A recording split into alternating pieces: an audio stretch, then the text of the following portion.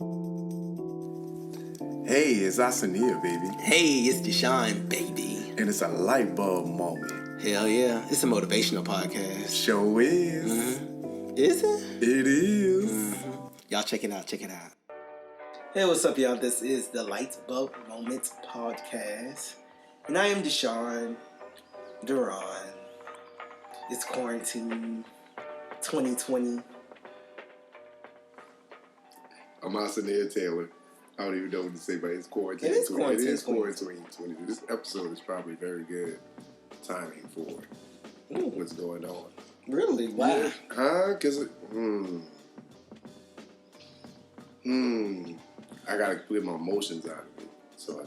Okay. Yeah. Well, y'all, we talking about insecurities. What we talking about? Insecurity. What's the insecurity? Is the uncertainty or anxiety about oneself, and it also means lack of confidence. I like you with this red cup right here, with this red cup with the red stuff. Why? I don't know, you just seem sassy with it right now. Not sassy. I don't know. I felt like that was an unnecessary word. Oh, okay. Why do you feel? Oh, never mind. We're not getting. Are you insecure right now? Because I called you sassy. I'm not. I don't believe you are insecure at all. Do you have insecurities? Of course, yeah, absolutely. We're talking about them all. I think all humans do. Word. Mm-hmm. What's a light one that you wouldn't mind sharing? A light insecurity, my hairline. Mm-hmm. We just had a moment. Your Oh my God! Yes, so I made peace with it. Another light insecurity. I wish I was in better shape. I'm not gonna do this again after this one if you say another one, but that was good. But yeah. I have insecurities. We'll stop right there. Would you carry yourself with a level of confidence, or you portray the level of confidence you don't seem like you're lacking thereof? I mean, what's confidence? I don't know the actual definition for confidence. You know, I just feel like it's some things you just gotta roll with. Like, it's just how the cookie crumble. You know what I'm saying? Like, okay, it's just kind of what it is. You know. Got you. Now, so you have there's more of acceptance than confidence. Yeah. You know, there are times when I look in the mirror and I'm like, oh my gosh. Then there are times I look in the mirror and I'm like, oh my gosh, like you look good. You know what I'm saying? So. Just like I have insecurities, I do have the flip side of insecurities. So the feeling or belief that one can rely on someone or something firm trust, that is confidence. We could have like a whole episode just talking about our own insecurities. Yes, sir. But like just what you said, I would have never thought like even your hairline would be an insecurity for you. Or let me rephrase that. I wouldn't have thought something superficial. As of now, you know, based on how I view you. I mean, I have my superficial moments, yeah. I'm definitely, I don't know what word to say, but I'm definitely not that. Like, I'm definitely not the total opposite of superficial. I definitely have superficial moments. Okay. Proudly. No, I can see that. Okay. I can see that big time. So, common factors of insecurity are self-doubt, paranoia in social settings, jealousy in relationships. Ooh, insecure boyfriend and insecure girlfriend. I know a lot of y'all not into that one. Right. Negative body self-image. I just said that for the most part. Negative self-talk. Yeah. You speak about yourself in a negative way? I'm sure I have. I'm pretty sure I don't do it to the point where it's a problem. Yeah, I'm pretty sure I don't. No, I'm sitting here thinking, like, have I ever referred to, like, do I have... Wow, okay. I'm going to think on it. I'm going to ponder on that. Working on it. So it's like, if you say you're working on it, it shows lack of confidence versus saying you're actually claiming it and having it. I feel like when you say working on it, it's like accepting a negative situation, maybe? I would say you haven't accepted because that's for what I mean. Therefore, that's why you're working on it, Right. and that's why you're still insecure about it because you haven't completely accepted it. But it's like accepting negativity. That's what. Because I think someone said, "Hey, you need to do some push-ups," and I said, "Oh, working on it." Okay, so yeah, that's just. I mean, in that statement, that just be used to deflect some shit or avoid a conversation or try not to roast the motherfucker for saying some offensive shit to your face. Right. But, have you ever experienced any of these things as far as... yeah, pretty much all 6. All 6, like the one paranoia in social settings. Oh, I experienced that. You don't? No, I wonder what that insecurity is about, if that is attached to an insecurity. I always say sometimes I just feel like an inanimate object. Like, I am a wall.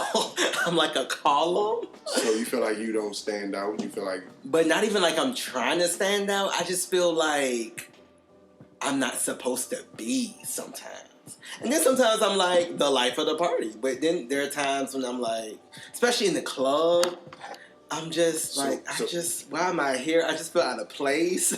Then it may be like the insecurity might be your body saying, notifying you that this is not your vibe or it's not my scene. Your environment. Maybe it is. Because I'll be honest with you, like I had the same scenario for Hannah's birthday. Fucking holy shit. Hannah's birthday. And it was in a part of time, it was actually in Edgewood. I don't hang out in Edgewood. I'm gonna be real. I ain't been around my people in a very long time. Your people as in niggas? That's what you're saying about?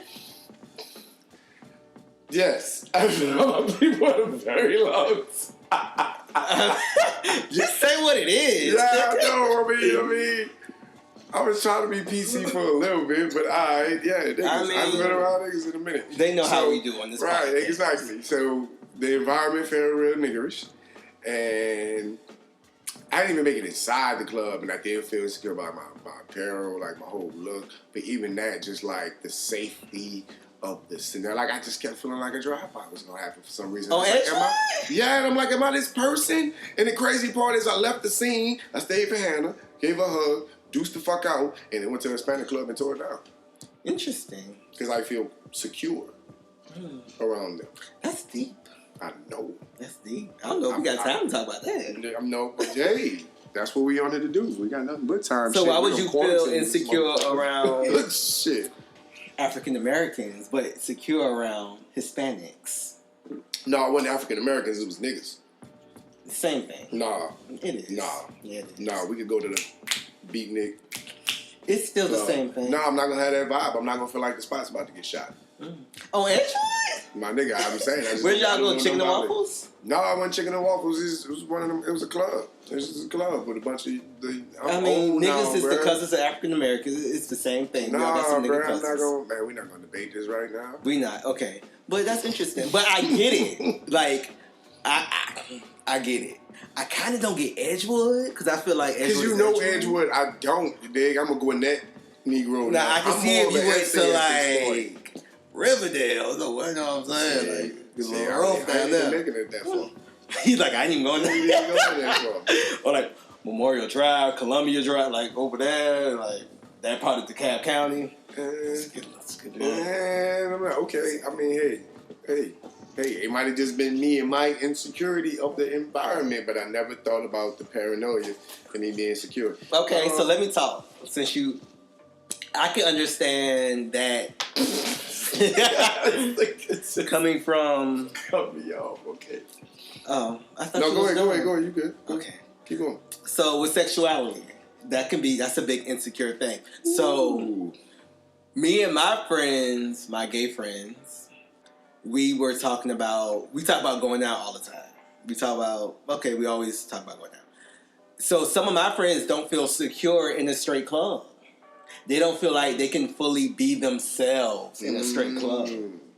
Cause I'm insecure too, but I was kind of like, yeah, we can go anywhere. We can go to a gay club, we can go to a straight club, we can do this and that. And they were like, no, we don't want to go to. Well, some of them said that they didn't want to go to a straight club because they feel like they can't fully come out and be who they are in that spot. Mm-hmm. Interesting. Excuse me. So yeah. And I've even dealt with insecurities with my own sexuality. Even to the point where it's like, I'm secure with the fact that I am gay, but now I'm at the point where it's like, so I'm at this weird point in my gay journey where I'm like, am I gay enough? Like, word. Because that's now a whole nother level. It's like a whole nother level of gaydom, right? I just got used to like, the real shit, and I had to become secure with homosexuality. Yeah. It took me a minute. Mm-hmm. Actually, I'm sorry, I got broke into it. When I got to the airport, the motherfuckers broke me into it. It was no avoiding. I understand. So, but that's a whole new motherfucking level. Because it's like, sometimes I just... There's levels to this shit? Like, you have to be a certain, like, there's... It is, but it's not. It's real superficial. There's my superficial part. But it's real... Okay, so it's no... Okay, it's real superficial. It's real surface. It's no different from on the masculine side of a hetero where you're not manly enough. Kind of, sort of. Because it's like... Sometimes because I've been told this before. That you're not gay enough? That... Somebody told you you're not gay enough? Somebody has told me in so many words. I can see that because you don't really... I didn't know. Because they were like, well, I didn't even know you were gay until I got to know you. They said you were... They said I gave a dad vibe. No, nigga, I know, right? Isn't that rude? I knew it because you walked into this club, this spot that I didn't know you in, and you had a fucking Prince blouse on. And I was like... It was a plaid shirt. No, nigga, that shit wasn't plaid. Yes, it was. It was a blue plaid shirt. And it wasn't a blouse. It was a blouse. No, it wasn't. It was... Because I like that shit. Okay, the ensemble, whatever it was like, yo, I ain't never seen... Yo. But... Yo, okay. When it comes to clothes, people have worn quote-unquote gayer stuff who are straight. But, okay. I don't know, sometimes I feel like... I guess I do feel like I don't stand out enough. Mm-hmm. All this time I've known you, even it just never clicked. Never clicked. But I never paid attention, and even in this day, it's not a thing because I always saw you. You know, my image of you has changed because before you was just Eeyore, motherfucker. You always had this dry, blank. That's just work me. Right. Now I know you. Now I feel like PF Chang's kind of wasn't. Like, the environment I serve in now is very, like, fun, and we talk, and we joke, and we laugh. We have a DJ, like, we're taking shots with our guests. Like, it's a totally different environment. PF Chang's is real serious, it's very corporate to me. It's very straightforward. Like, it's very by the book, it's different. And now I got to meet the vacation version of you, which I think I like more than anybody. I mean, if I'm on vacation, I'm trying to have a good time. Especially when you get a bed that you like. But a bed? Hell yeah. Yeah. I like beds. Yeah, I could tell. Like, if I ever have to buy you a gift, it would be a mattress. Oh, that would be awesome. I'm always down for a new mattress. I bet you are. Okay. But that's interesting.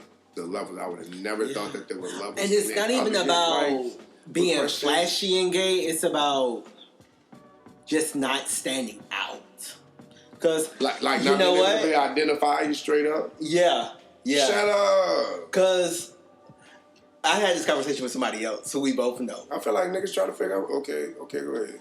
And they told me, and I was shocked when they said it. And not on the fact of them being, like, I just know you gay, but it's just I never thought that person would say that.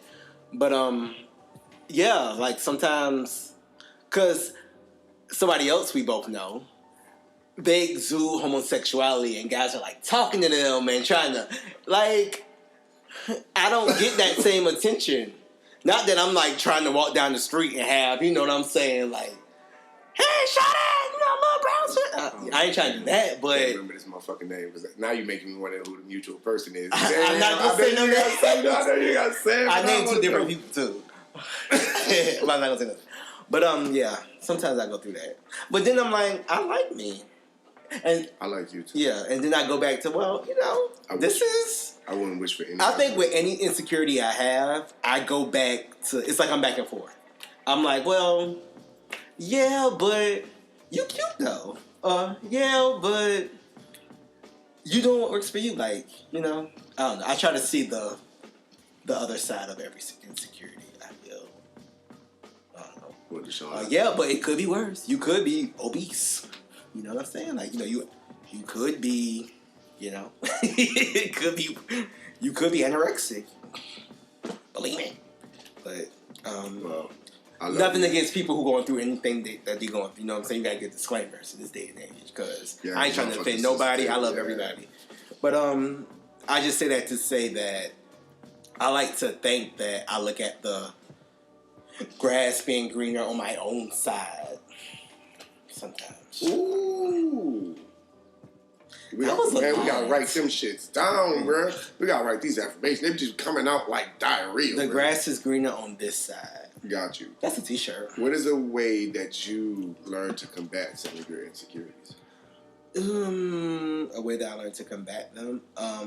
With things that I felt like I needed to improve on, I improved on it. Like, okay, you don't like how you look, go work out.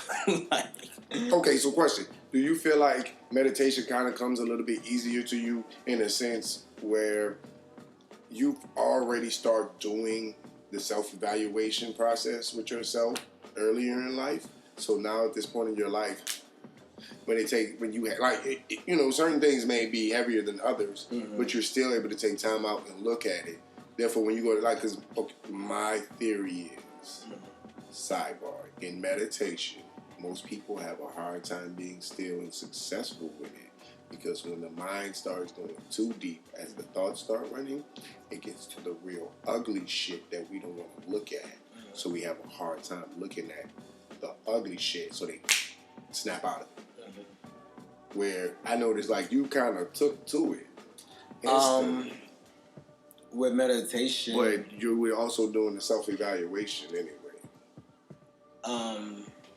Ask your question, because I feel like I didn't. So basically, in a nutshell, due to the fact that you are already evaluating yourself, reflecting, right, made it easy to tap in and be still and be calm in meditation and practice it and embrace it a lot more. Because when you get in certain points and you saw something about yourself, it wasn't hard for you to deal with it. Yeah, I think I'm automatically coming to an understanding about things. Because it's kind of like, I guess with meditation, things are able to come slower. And you're able to pinpoint a lot better and analyze things before you let it become you. Consume you. Yeah, consume you. So, I think that's a thing. Yeah, I think you make sense. Yeah. Okay. So, there you go. You converse with your inner self.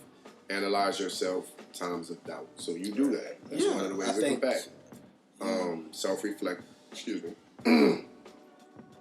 Set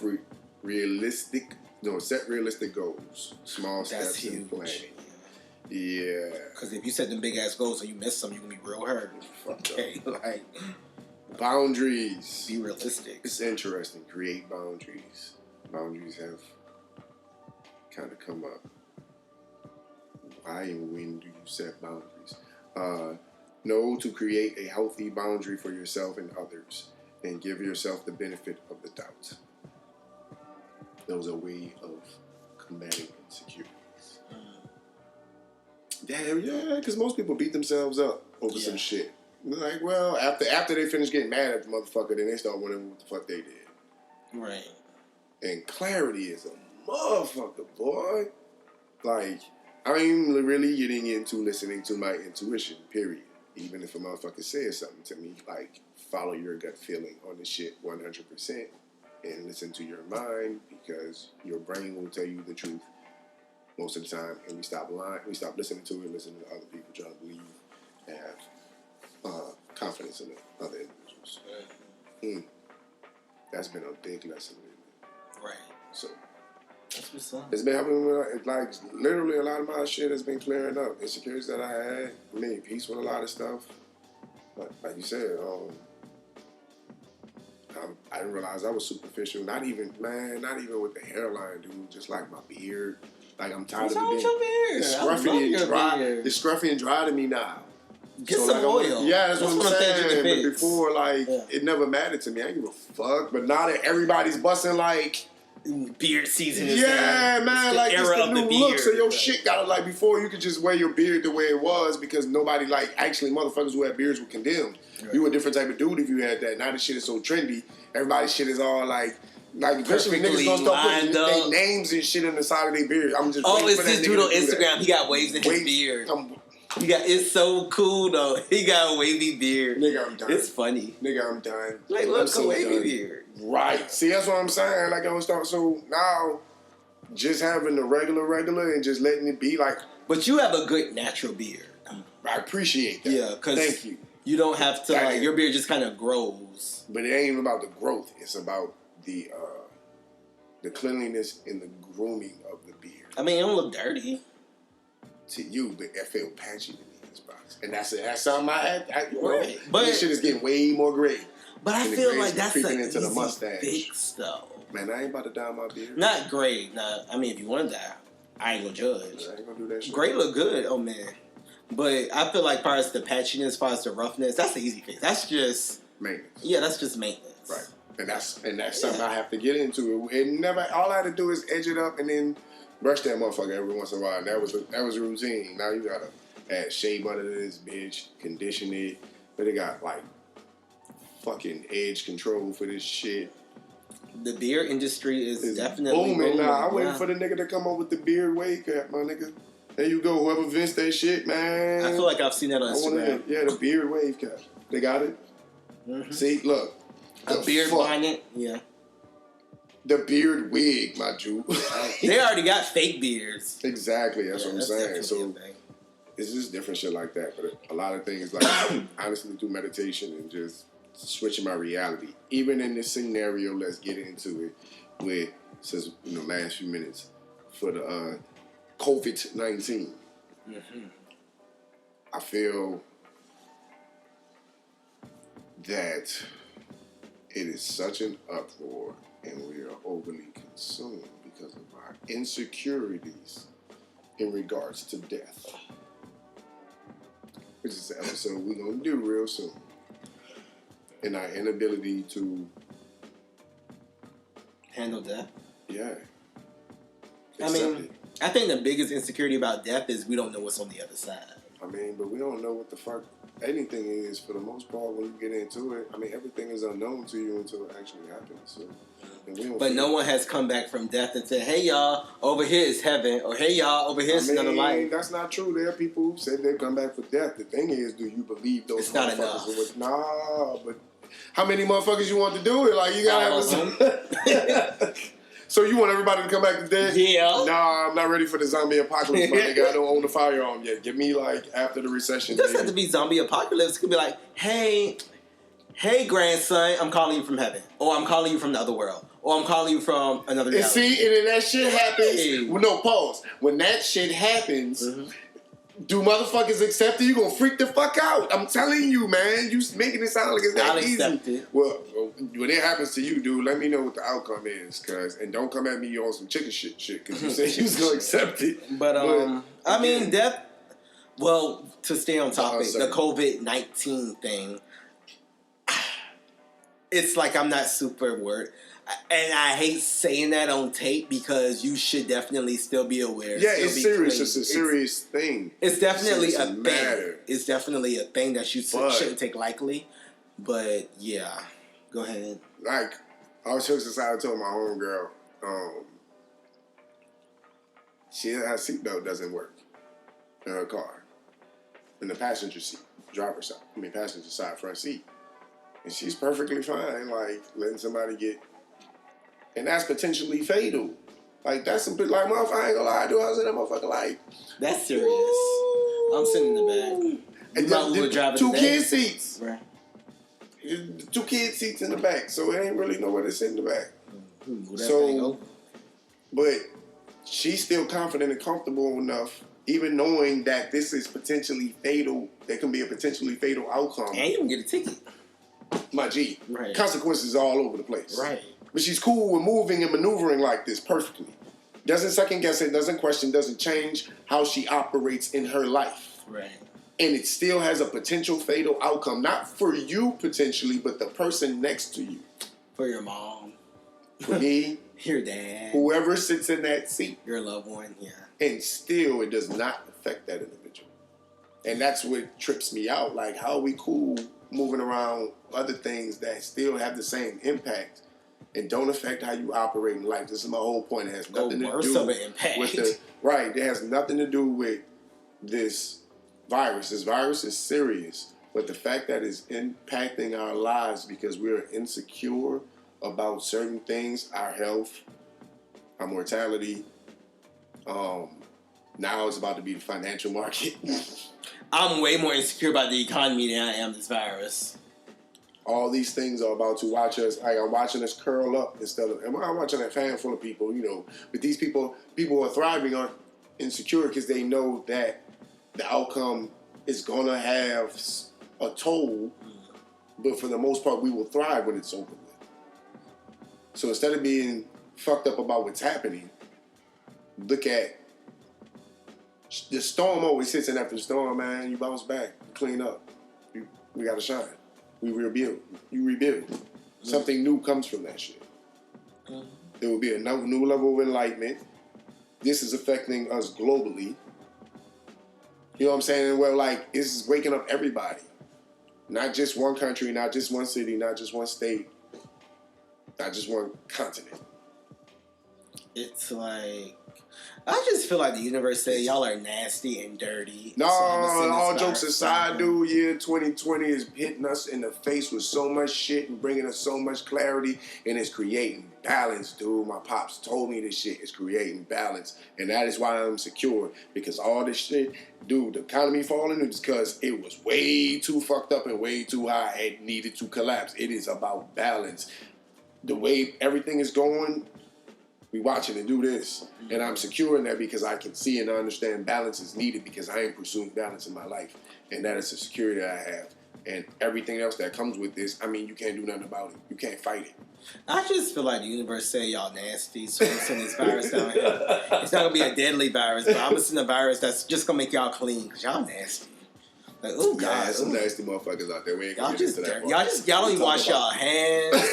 Y'all don't even, like, y'all just nasty. Okay, do something to make them clean it up down there. I swear, this lady looked at me funny. This lady looked at me funny at work because I told her I was talking about all the shit that I had. She asked me if I had toilet paper. I said, no, I ain't got no. I was like, no, I'm not worried about toilet paper. We run out of toilet paper. We'll just hop in the bathtub, wash my ass. And she looked at me like, bitch, you don't wash your ass? Like, isn't that the whole process? After you wipe your ass, you still have to wash. That's why this whole toilet paper shit is fucking me up. But we ain't even know we're gonna just talk about this because I don't feel like it because I'm trying to. Cause this shit got me like really in a not good place where I can't focus on what the hell I want to focus on. But anyway, I digress. Make sure y'all follow us on Lite-Bulb Podcast. We're on YouTube.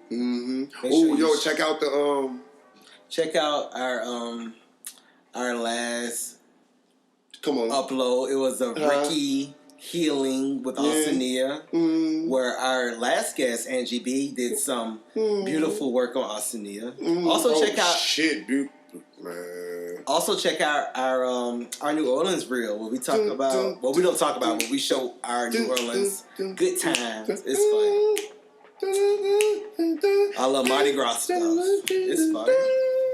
Y'all in the cosmos. In the cosmos. Let's talk about that as well. Well, hey, it's the spring equinox, yay. It's finally here. It's spring. The pollen and stuff is here. It's yellow outside and all that. Y'all, it's corona, it's pollen, it's allergies, it's the flu. It's a lot going on. But anyway, we celebrate the coming of the new astrological year and new beginnings. In this time of quarantine, there are ways to stay productive. Yes, absolutely. Enjoy this time by journaling your plans and grounding meditations and connecting with nature. Oh, I love that. Absolutely. So yeah, it's a new season. You know, not everybody, but me and a lot of my peers. We're off and we're out of work, so let's just... Sit your ass down. Oh yeah, that's my message. I forgot. Yeah. Sit down. I don't know about y'all, but I'm excited about this quarantine. Be still. I'm like real excited about this quarantine. Use this time to get some rest. Rest as well as y'all. Sleep. Okay, real quick. The other day I was like, after this we gonna end because I'm not gonna talk to y'all all day. But the other day I was like, I was washing clothes, and usually I rush to wash clothes. But then I was like, why I'm rushing? I got tomorrow. I got the day after. that really made that was like my light bulb moment of like Wednesday. That really made my day. I was like, I got tomorrow. I got day after that. I got day after that. Like, I ain't got to rush and clean everything like I usually do when on my off day. Man, I love this, okay? For now. Do you? Do you really love it? I do. How much you love it? Do you really want to hurt me? Do you really want to make me cry? But anyway, we're on Anchor. We're on Google Play. Oh, yeah. Okay, go ahead. We're on Apple Podcasts. Mm-hmm. We're on Spotify. Mm-hmm. Spotify. Mm-hmm. Where else we at? Instagram, radio, IG, Himalaya, iTunes. We all over the place. We about to read. Oh, actually, I just saw we do have one on motherfucking SoundCloud. That was me scanning. That was my scanning noise. SoundCloud. I don't know. It sounds like the same thing as Man Down. But anyway, thank y'all so much. Tell us about your insecurities. Tell us about your insecurities. And how you handle them and how you get through them. And how you have grown. And how they're important. You know, pay attention to your insecurities. And use them to grow. Bye.